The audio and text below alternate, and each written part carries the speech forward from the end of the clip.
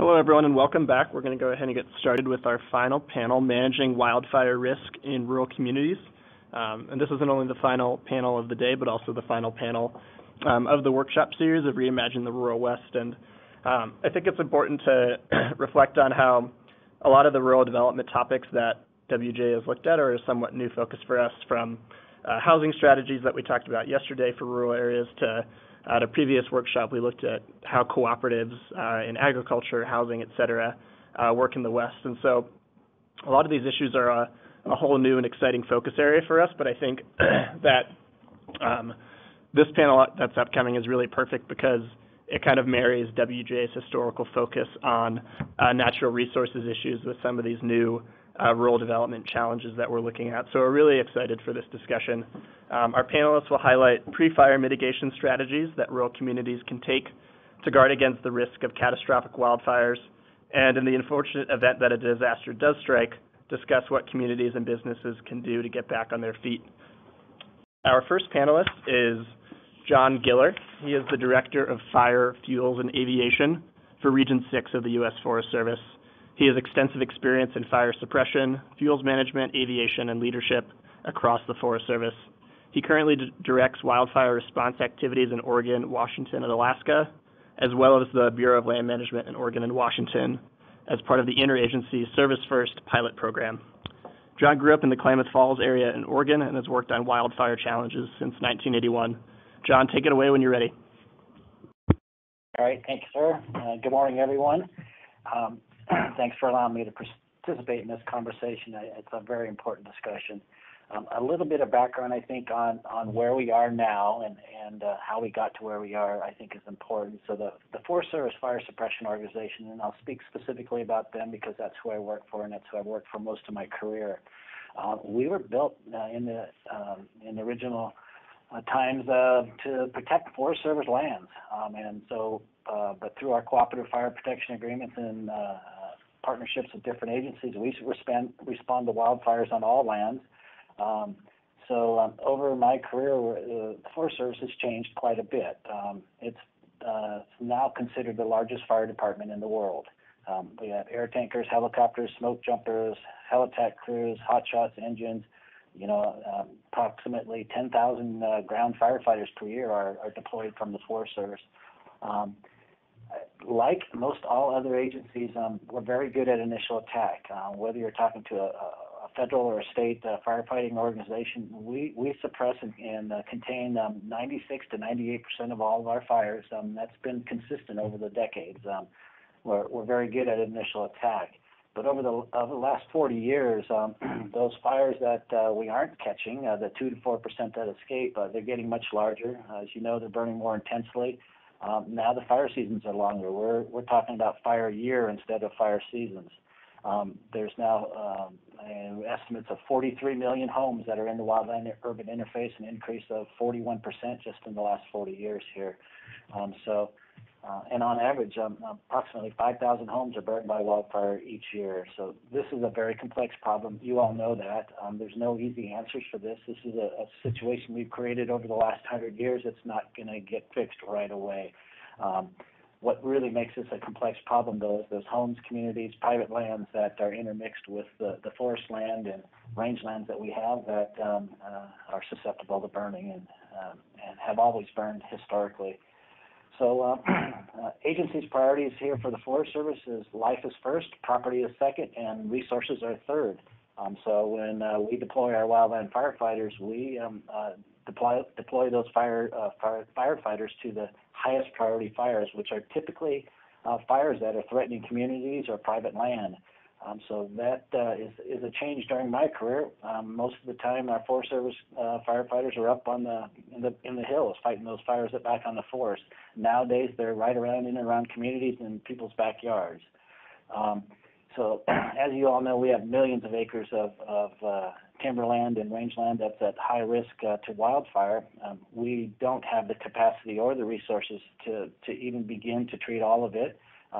Certainly, we've been trying that over the last few decades or so, but we're making progress, but not nearly quick enough. So definite need to reprioritize and focus our limited amount of treatments, our limited capacity. One of the things the Forest Service has done in regards to pre-mitigation strategies is we've developed what we call a quantitative wildfire risk assessment. And that's probably the most robust and complete landscape level assessment that we have ever done. Includes probability of a fire, the intensity of fires, exposure values, and the susceptibility of those fires to geospatially map where all those hazards are that we should be focusing our treatments on. Typically, those are around communities, as you can imagine, and other infrastructure. So working with cooperators and our partners and then using the latest analytical data that we have, there's an effort nowadays to figure out where are those locations where we have the highest likelihood of containing a wildfire, especially when one that's going to potentially come in and threaten a community. So if you can imagine a bunch of local wildland fire experts, whether it's the state, local guys, the federal folks, all get together around the table. They look at a map. They're the folks that have been fighting fire there for decades. They know where they actually stop fires, where they have the highest probability of success, and they draw some lines on the map, and we call those potential operational delineations or pods, and you'll start to hear about those, I think, in the future if you haven't already. You can imagine those delineations are typically roads, rivers, ridge lines, past fire scars, maybe some prescribed fire or other hazardous fuels treatments that have been done in and around communities. So drawing lines to connect all those, and those are areas where we typically stop fires, but knowing where those are ahead of time can allow us to focus our treatments on those areas where we have the highest probability of success and the most impact. An example is roadside treatments. Logging timber off of either side of a road, 50 feet on either side, is easy to get, and most of the time when the fires get large, our firefighters are standing on a road trying to hold that road so that the fire doesn't cross it. Certainly a lot of things we can do before that fire ever got there to make sure that it is defensible, and we've done everything we can. Just like you all know, fire knows no boundaries. It crosses many ownerships. So the communities, the state and federal agencies all need to work together. And this is where shared stewardship, good neighbor agreements, and all those different kind of authorities that we have to get work done across boundaries is very timely and very necessary. I guess I'll wrap up here a little bit with the National Cohesive Wildfire Strategy. We did that a while back, and I keep reminding folks that's a really good strategy, and it's very valid today. And the vision of the strategy is right on. Safely and effectively extinguish fire when needed, use fire where allowable, manage our natural resources, and as a nation, learn to live with wildland fire. So that's what I have to present there, Kevin. Thanks for that. Outstanding. Thanks, John. Really appreciate that Forest Service and federal perspective. Now we're going to switch to Will Smith for a local perspective. Will is the senior planner for Wasco County. He received an MA in Urban and Environmental Policy and Planning from Tufts University and spent almost a decade as a wildland firefighter for the U.S. Forest Service in Wyoming and Oregon prior to joining the team at Wasco County. His hazard planning experience includes leading the Natural Hazard Mitigation Plan update process and coordinating the Community Planning Assistance for Wildfire Programs work in Wasco County.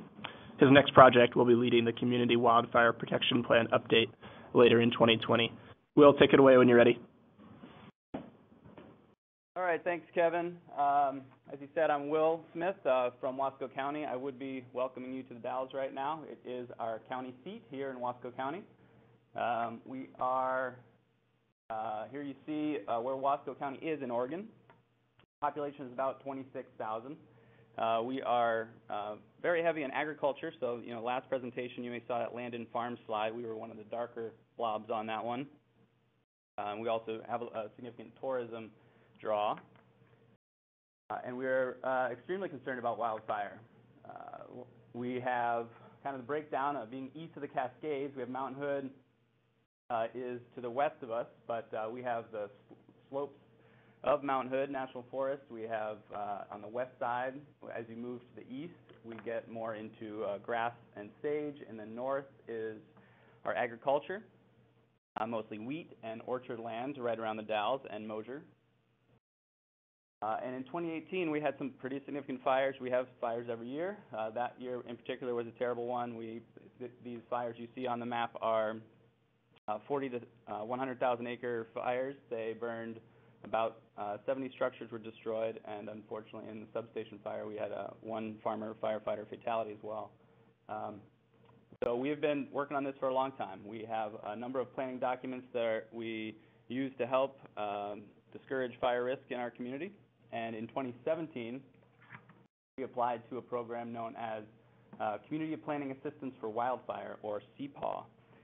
CPAW is a partnership between Headwaters Economics and Wildfire Planning International. It's a group of economists, risk modelers, land use planners, and foresters who offer a suite of products to a variety of communities each year.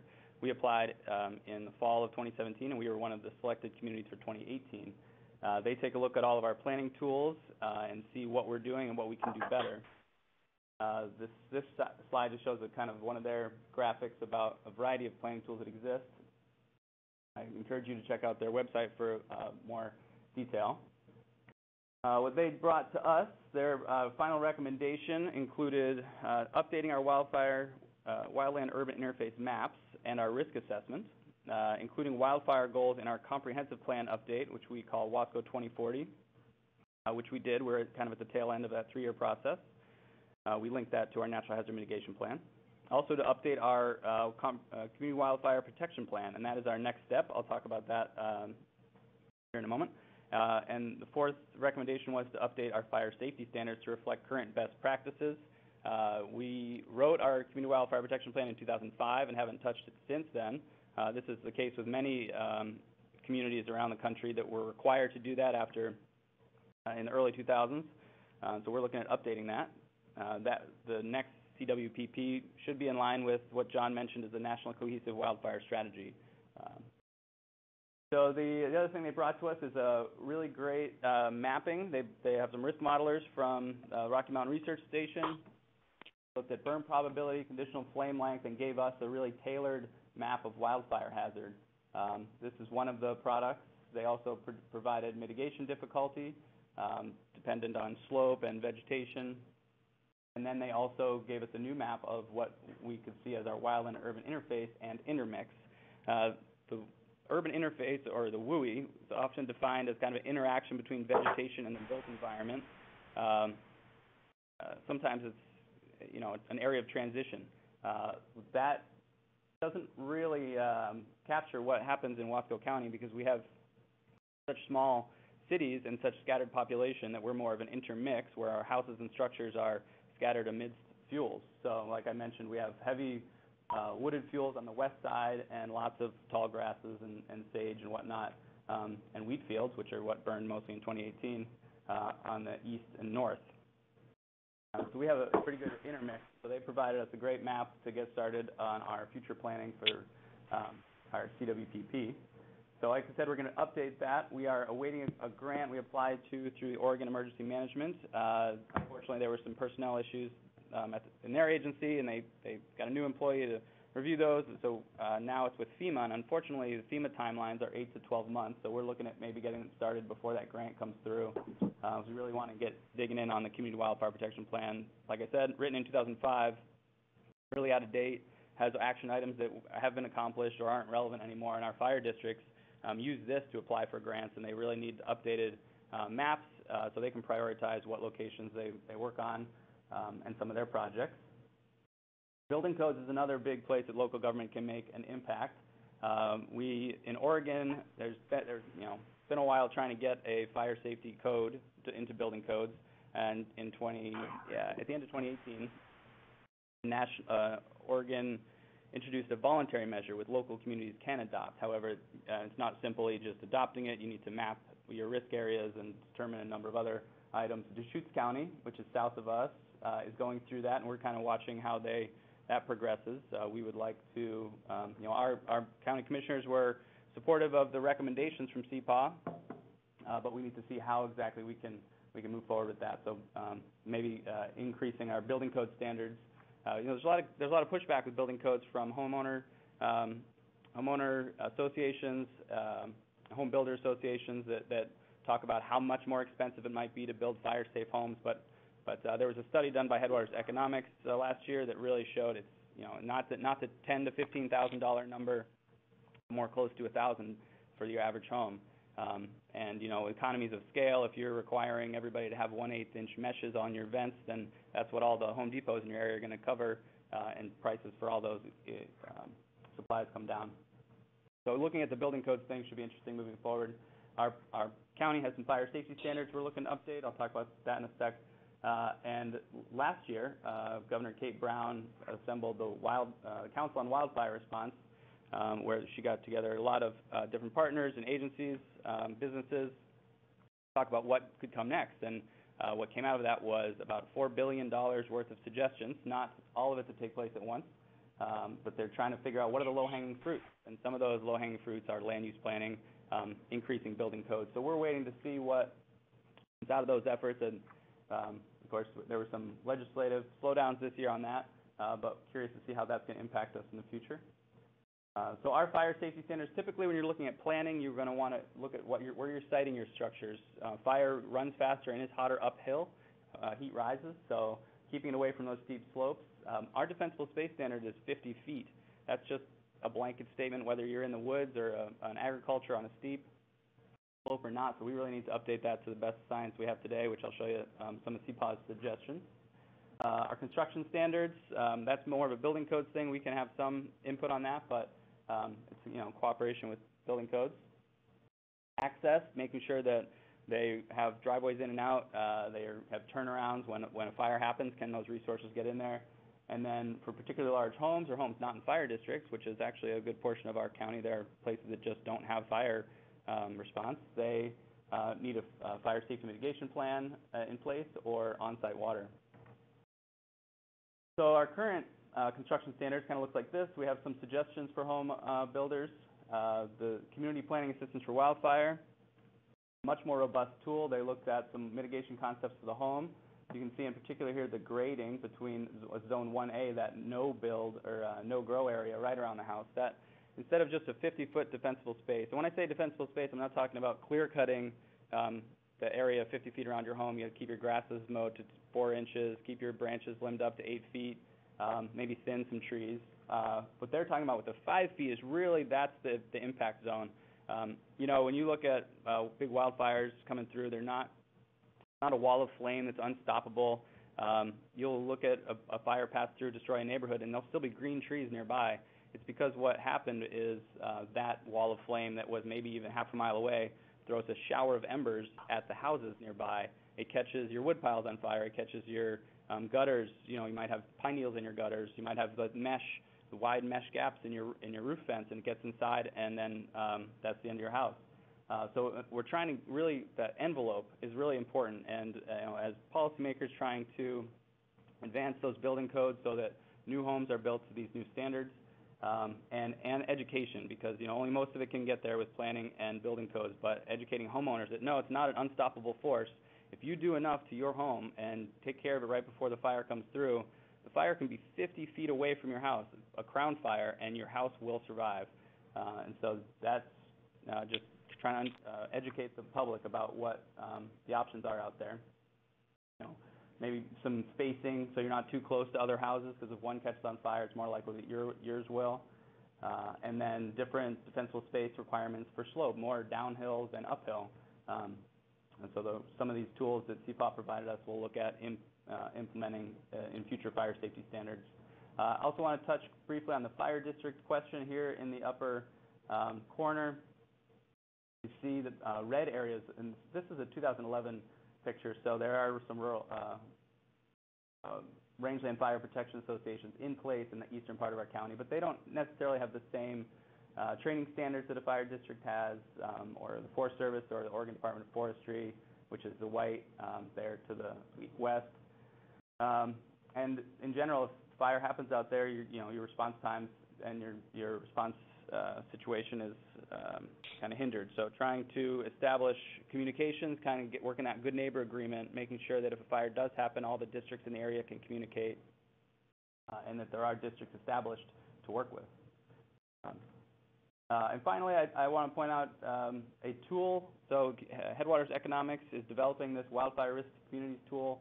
This is not something that we worked on with them, but we want to let you guys know that this is coming. Wildfirerisk.org is the website. It'll be available next month, April 2020. If you click on it right now, it'll just say it's coming. But this will be a really great tool to kind of explore nationwide. John mentioned the wildfire risk assessment that Region 6 has in place, which is a fantastic tool for Oregon and Washington. And this kind of builds on that a little bit and gives you some more information about what you can do as a homeowner or as a community and what your risk actually might be. So there's a couple links for you and the resources. I encourage you to apply for the Community Planning Assistance for Wildfire program. They gave us some great recommendations that we're working on putting out there. They usually take applications in the fall, September, August, and they have everything from the full suite, like we got with 3 site visits and meetings with our fire districts and tailored maps and models, to just a specific project for major cities. They go from all gamut, city, county, or just look at their tools online and see what you can work with. So thank you. Outstanding. Thanks, Will. That was very, very informative. So we're going to transition to our third speaker, who is Cass Moseley. She's a research professor and senior associate VP for research and innovation at the University of Oregon. Cass directs the university's Ecosystem Workforce Program and is the past chair of the USDA Forest Research Advisory Council.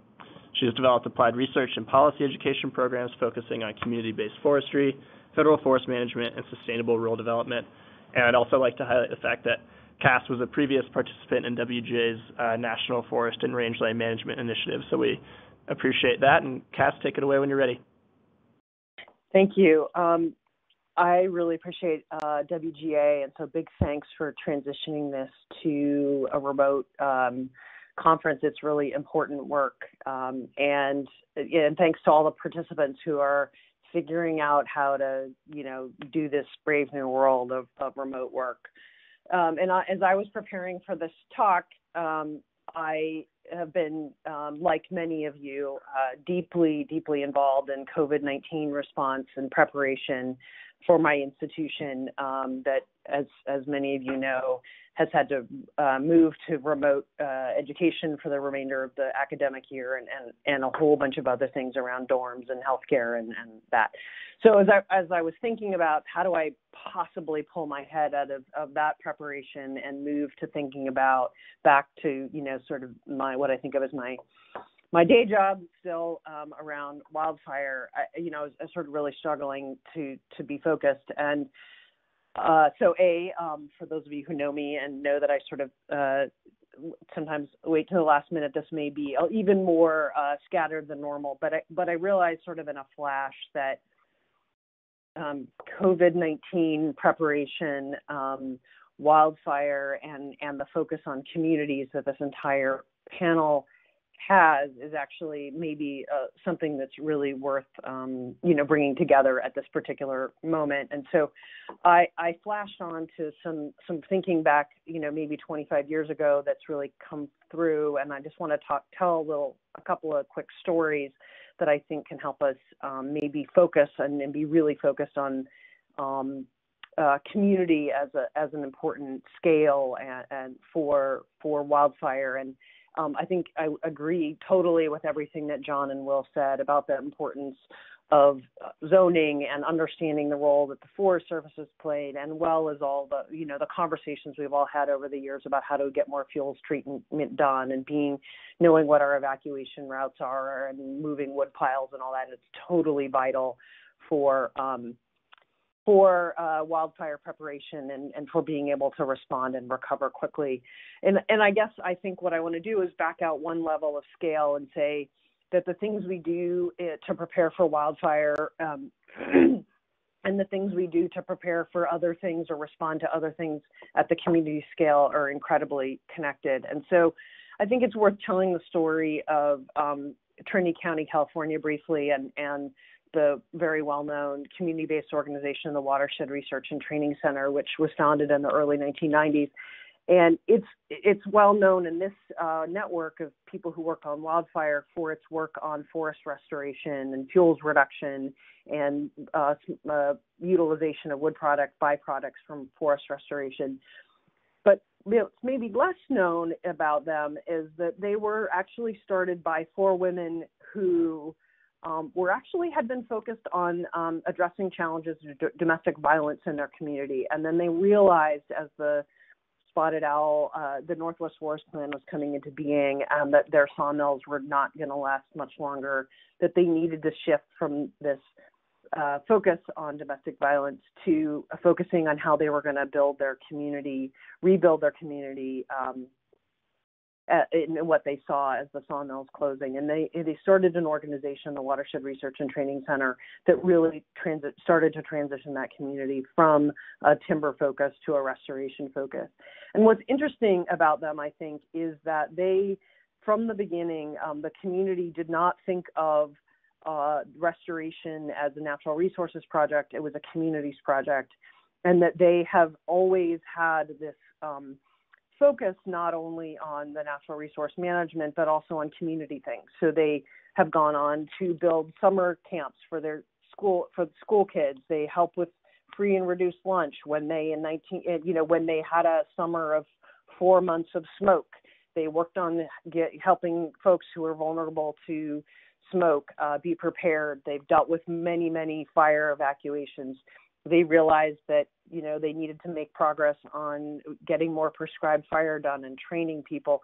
So what that community has figured out is that by having the community focus and really doing all the things that a community needs to do, some of those things are very clearly fire, and some of those things are taking the resources that they've developed that are for economic well-being or healthcare response, and they've shuffled that deck for whatever's coming down the pike to them that's out external to their community. And so I think at this moment, it's worth really understanding and thinking through how we, excuse me, allergies, not COVID, how we use our community resources. We shuffle the deck to be prepared, thinking about wildfire as one of the many things we're prepared for. And then when the time comes, using whatever resources we have to respond and then quickly turn to recovery. And I reflect very much on that because as a university, while we have a very large and strong incident management team, we're definitely getting super creative about how we respond.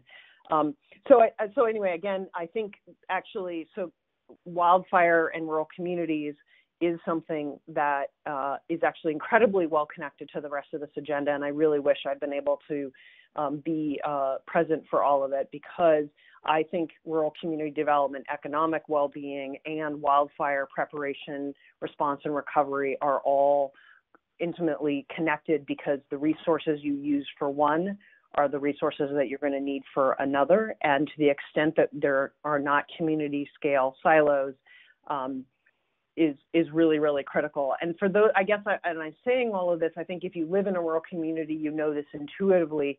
For those of us who are maybe work in large organizations or at higher policy scales, it may not be as obvious that we may show up on any given day into a community and do a field tour, and we're very focused on a particular topic, but when we all leave, the community's still there, and they will need to respond to whatever new policy, new disaster, new opportunity that comes.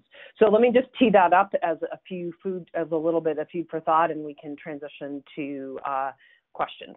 So thank you.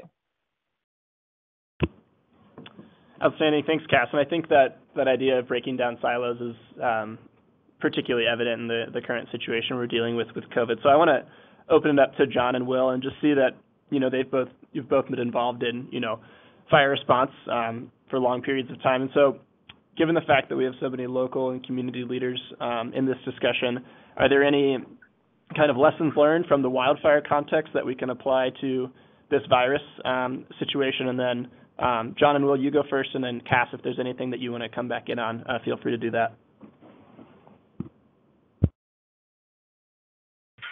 So this is John, and I guess I'll go first here. Related to COVID-19, it's been probably 90% of what I've been doing here in the last 2 weeks. We the Forest Service are completely reorganizing and refocusing our workforce on what we're considering mission critical only. Health and safety of our public and our employees is number one, but number two is emergency response, fire preparedness, and law enforcement. So our entire land management agency is focused on being prepared for fire. Our incident management teams are being deployed all across the United States, and they're interagency teams, so they're Forest Service, state, and interagency. But I think that's one place where we are certainly totally engaged with COVID-19 here. Our IMTs are typically deployed for wildland fires, but we also deploy and use those teams every year on all kinds of all hazard type incidents, whether it's floods, hurricanes, earthquakes, World Trade Center disasters, you name it, they are there.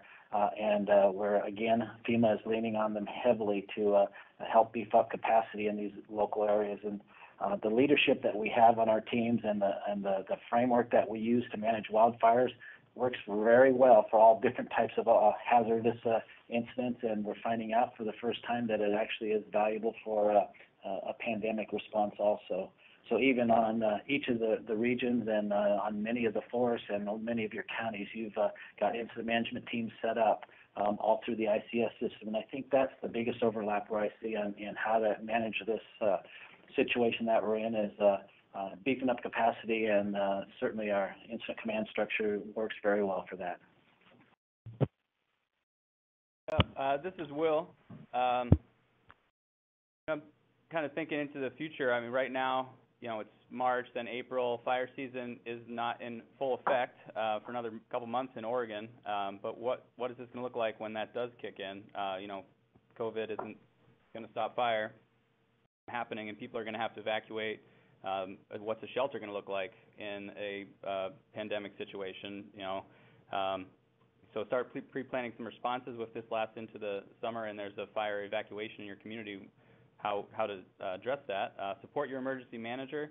I know our emergency manager has put a call out a couple months ago to have people trained up in ICS and the incident command system. And the more people you have who can handle those responsibilities, the more prepared your county or community could be. If I could add, thank you. That's a great question. And like John said, we have been using the ICS, the Incident Command System structure at the University of Oregon, modeled off, although modified somewhat and probably much more loosey-goosey than the Forest Service would ever do. And so we have the briefings, we do all of that work. And so I would agree that it has allowed us to really be focused on problem solving, preparation, and action. And I would echo, someone may be wondering why a researcher such as myself is, right now deployed as the deputy incident commander. And really it's because of my experience. I've never been a wildland firefighter, but because of my experience and understanding at a high level the ICS world and the Forest Service, that I got drawn into this several years ago, and now had hoped that I would never be in this position, but here I am.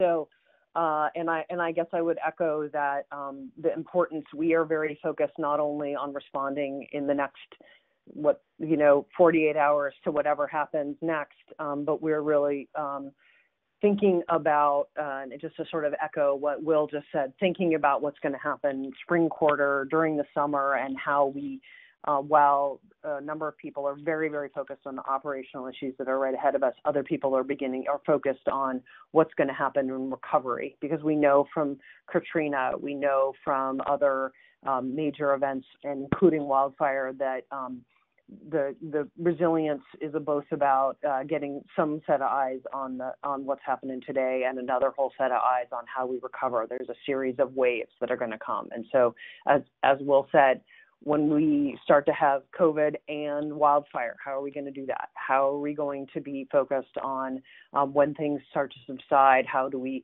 start to reopen our communities, get our schools back online, get our universities and our fully operational, and what are, how do we deal with the financial consequences as a society. So I think it's a really strong set of resources to be both focused on the here and now as well as the future. Great, thanks, Cass. I think, and Will too, I think that forward planning aspect is definitely something that states and governors need to be thinking about. I think it's a pretty sobering reality of what we have ahead of us, and so I just want to communicate our appreciation for your good work in this space.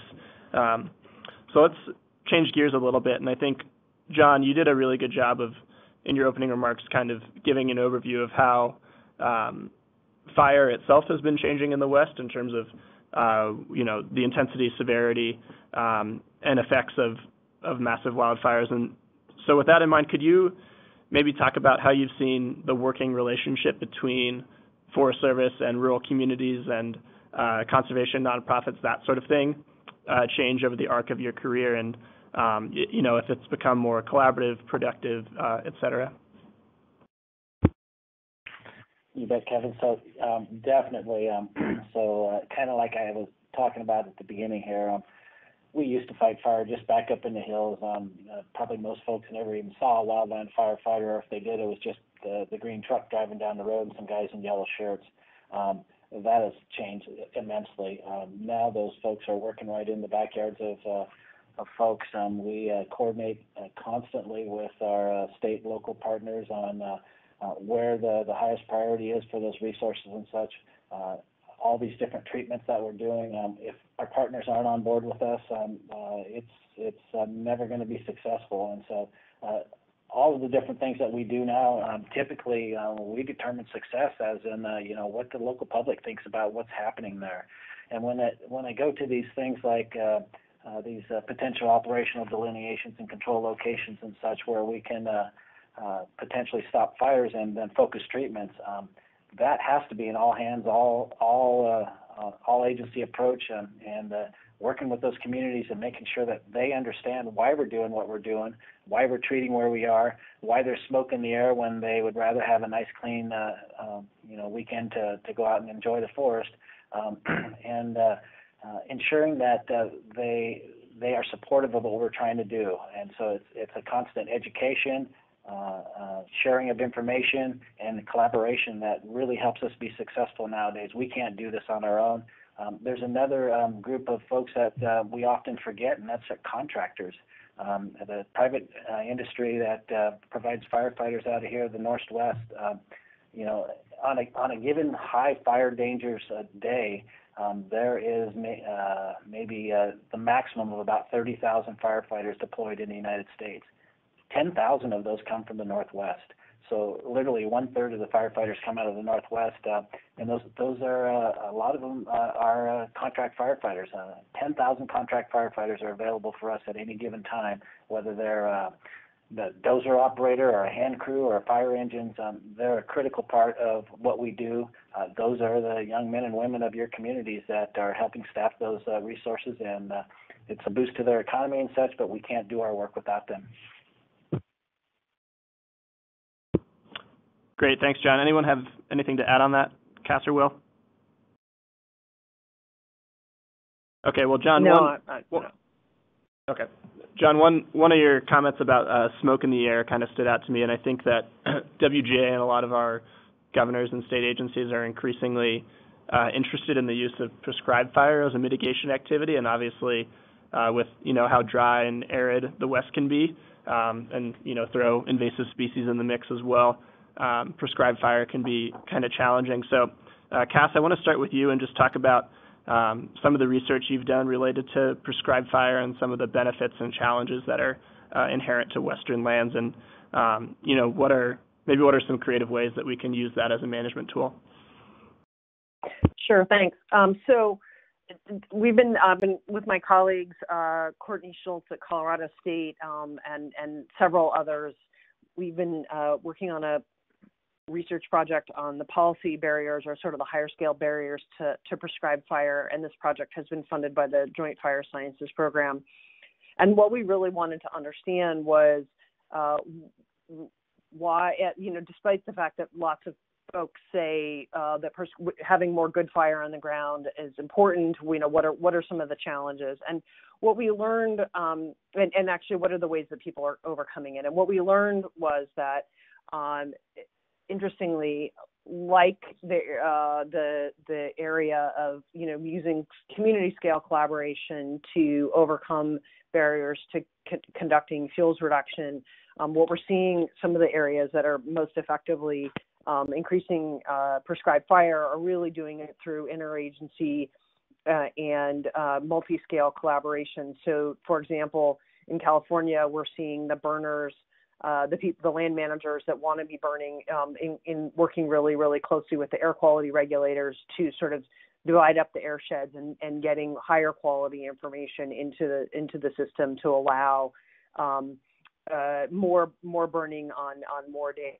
I think we also learned that a lot of the barriers we were seeing can be around in many places, bracketing Oregon for a second, in many places are more about capacity and the availability of resources at the right time. So the right people in the right case at the right time can be very challenging in some parts of the American West, partly because for some places the burning, the prescribed fire in some communities or happen to be also, or in some landscapes are when there are a lot of fire in other parts of the West. And so there are a lot of resources challenges around availability, and that what we're seeing some places really solve those by developing local capacity, expanding the number of people who are able to be on burns, and really increase. So making sure you have the burn bosses you need as well as the staff,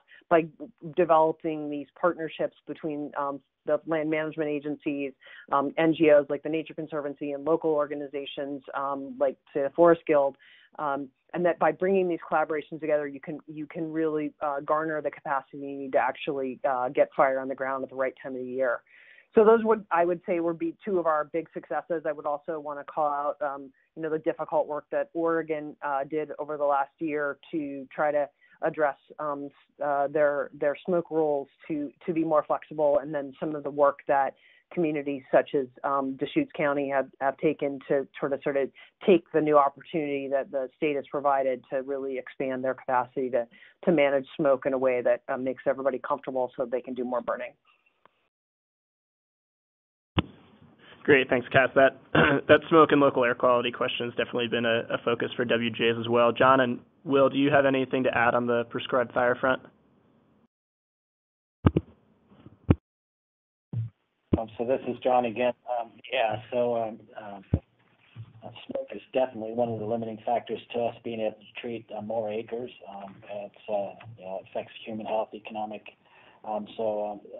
It's always a challenge. We work really hard to make sure that we're not impacting communities when we're doing prescribed burning and such, but during wildfire season, we have very little control where that smoke's going and where it ends up settling. Some places, like in southwest Oregon, there smoke filled air for day after day, weeks after weeks. So the question becomes, when do you want your smoke? Do you want us to try to do it in the spring and the fall where we're doing small pieces where we have it under control, or do you want to live with the smoke during the summer with wildfire? And I think that's the trade-off that most of the people are starting to understand, and realizing that, we're going to have to live with a little bit of smoke. In general, I think the public understands that smoke is natural. This is as natural as wildfires or thunderstorms. It's always been. That's why they call it the Blue Mountains, right, and the Great Smoky Mountains. But some of our public just doesn't quite get that, and they really think that they moved to the west and they wanted clean, beautiful mountain air, and they need it all the time. And so that's a challenge. And so public education, working with communities and our publics to understand a little more about that is helpful. Yeah, this is Will. Kind of building off what John said about communicating with the local communities. If you're a local government, you have that local knowledge of where your vulnerable populations are, what your senior centers, what your hospitals. The Forest Service will do all they can to notify all the people that prescribed fire is happening. But even in the prescribed fire situation, there might be smoke impacts, and so being able to build those relationships with your local Forest Service fire district so that they know who in your community needs to know that is something you can do before the prescribed burn even happens. Can I add? I think that there are a couple of really good examples in Deschutes County in particular, but there are other places as well that have taken to very aggressive use of social media, emails, newspaper stories, to both advertise burns before they happen, but also sort of really talk through in simple but sophisticated ways why these burns are happening, what the impact will be, and help just sort of get people ready. And I think it's making a big difference, and then that sort of lots of communication through sort of modern means can make a big difference. Definitely. I would be interested in learning more about that communication strategy from Deschutes County, Cass, because I think that sounds like a really effective method.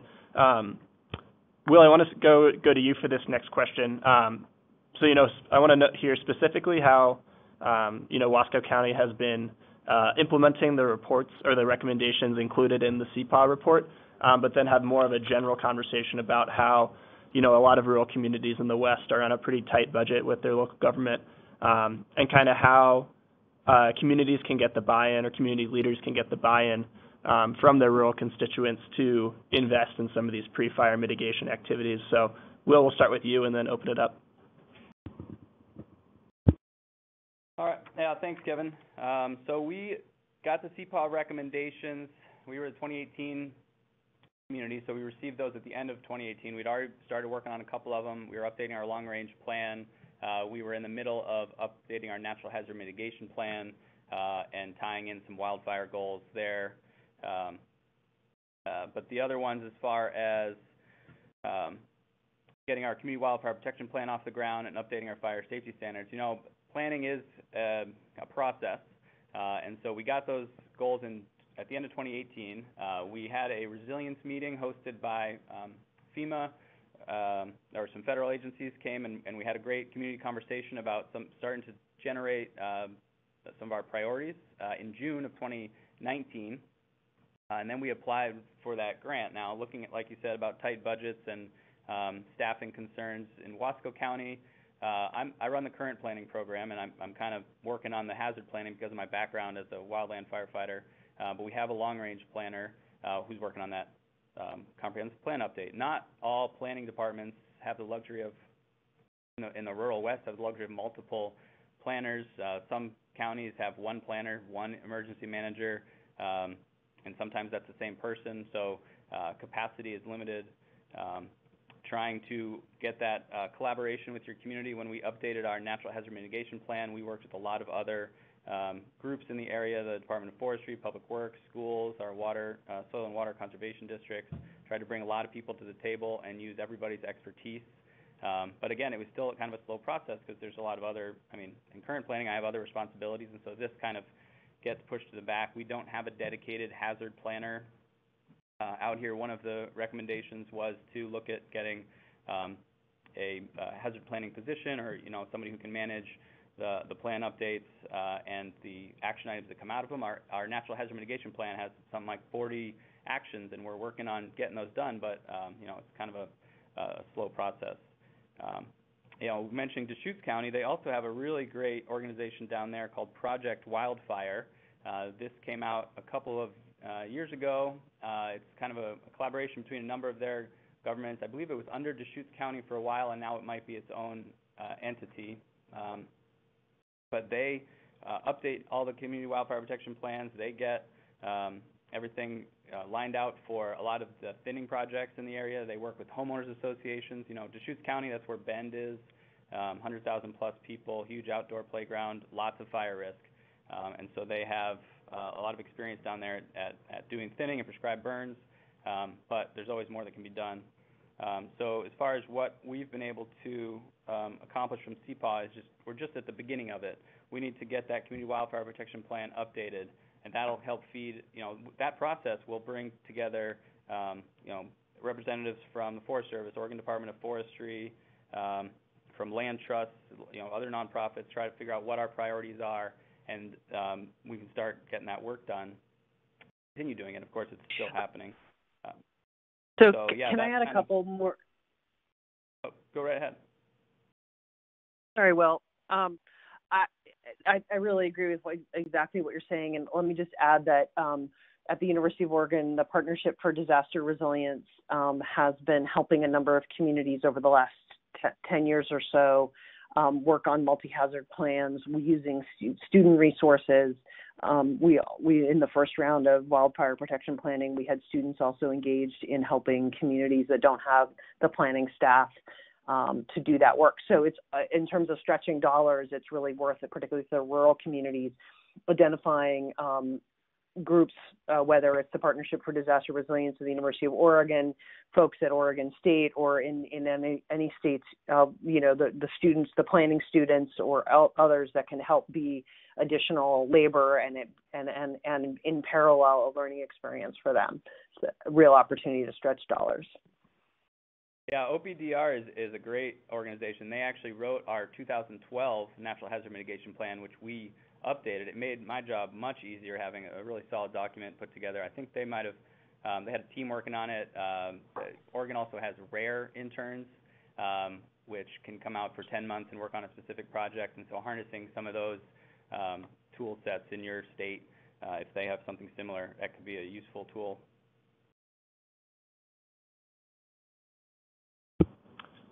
Great, thanks, Will and Cass. One more question from me. So one of the kind of consistent challenges that WJ has seen in rural communities related to forest management and mitigation work is the fact that local wood processing infrastructure is, either it was there previously and now it is not, or it's much further away. And so that obviously highly affects the community's ability to either do mitigation or restoration work. So are there any steps that you can see states or governors taking to encourage either timber processing operation or advances in the use of low-grade materials to foster economically sustainable mitigation activities in rural areas?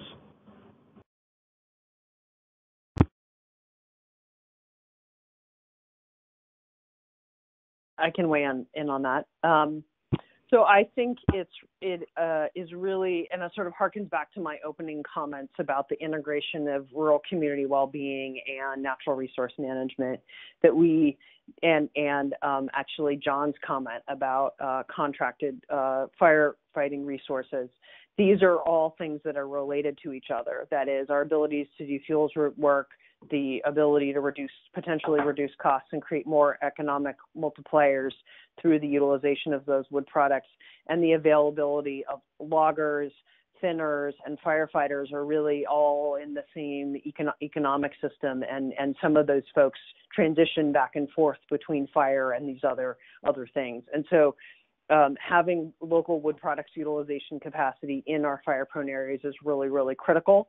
Once you lose it, it's nearly impossible to get back. And so we really need to be focused on that at a policy scale as well as a community scale, and it really has to be thought through, in my opinion, as a whole kind of economic and natural resource ecosystem, and not just simply only logs to the mills, or only worrying about whether we have wildland fire firefighter, contract firefighters. That this really has to be thought about as a whole set of capacities that allows us to prepare, recover, and respond.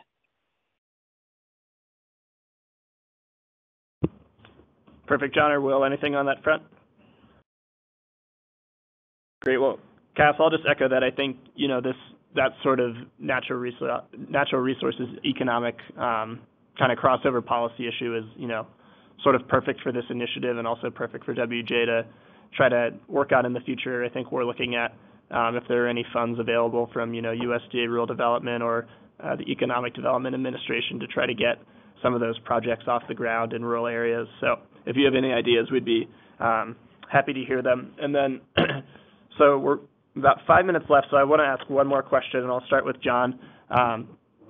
So John, this is from one of the policy advisors here at WGA, and he's wondering, how do federal agencies interact with state, county, and municipal agencies related to firefighting resources as they work to manage the threat of wildfire to western communities?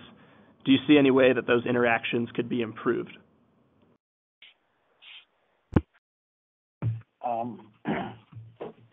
So specifically to that question, Kevin, I would hope that, so in general, no, I don't think we need a lot of improvement there. I think we actually do interact very well.